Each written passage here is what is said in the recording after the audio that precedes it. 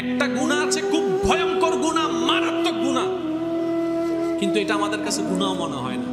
সেই গুনার নাম হচ্ছে গীবত, পরনিন্দা, মানুষের নামে বদনাম করা। এটা কেমন গুনাহ জানেন? গুনার পাল্লা তো বাড়ি করবে, নেক আমল যা আছে সেগুলোকে আস্তে আস্তে খেয়ে ফেলবে। তাহলে নেক আমলও কমাই দিচ্ছে, গুনাহও বাড়াই দিচ্ছে। সেটার নাম হচ্ছে গীবত, সেটার নাম হচ্ছে বদনাম, সেটার নাম হচ্ছে চুগলখড়ি, সেটার নাম হচ্ছে অন্যের পিছনে কথা বলা, সেটার নাম হচ্ছে এমন কথা বলা যার সম্পর্কে যে কথাটা শুনলে মনে আঘাত পাবে, এই কথাটা বলা। এবার আপনি ডানে দেখেন, বামে দেখেন, নিজের দিকে দেখেন, এই অভ্যাসটা আমাদের সবার ভিতরে আছে। তাহলে যদি জান্নাতে যেতে চাই, দুনিয়াকে শান্তি করতে চাই, আগে যেমনি হোক মুখে তালা লাগাইতেই হবে, কারণ দ্বিতীয় কোনো উপায়।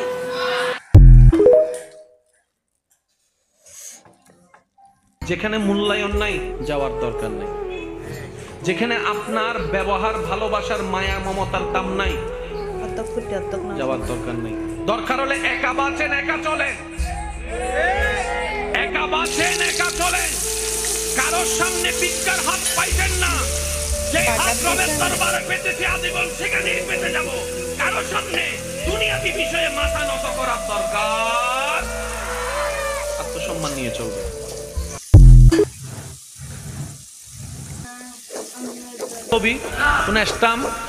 ওই একটা সময় আর বর্তমানে ভিডিও দেখাইলো কয় এডিট করছে, বুঝতে পারছি কথা।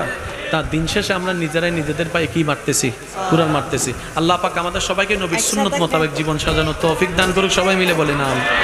মসজিদের মিনার থেকে যখনই আওয়াজ আসবে আল্লাহু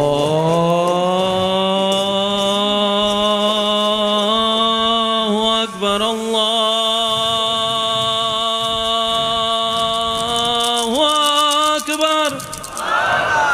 আমরা মসজিদে যাওয়ার চেষ্টা করব, বলি ইনশাআল্লাহ। সর্বোচ্চ চেষ্টা কোথায় যাব? মসজিদে, ইনশাআল্লাহ।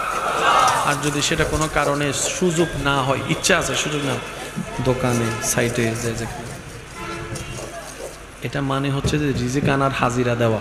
আল্লাহ তুমি দিছো, আমি হাজিরা দিচ্ছি, আরো দিও। আল্লাহ আমাদের সবাইকে কবুল করুক, আমিন।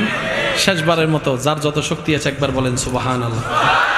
হয় না, আরো জোরে বলেন সুবহানাল্লাহ। এবার বলেন আলহামদুলিল্লাহ, এবার বলেন লা ইলাহা ইল্লাল্লাহ।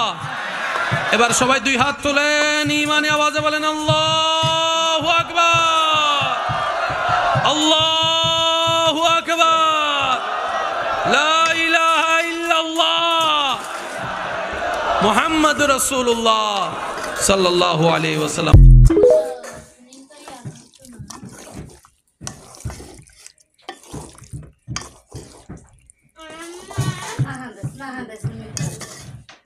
Kia alo bini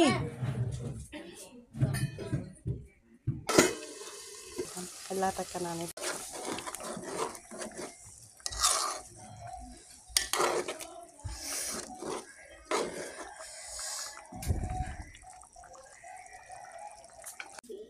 ada pada salah. Iya, sama sama seperti ini.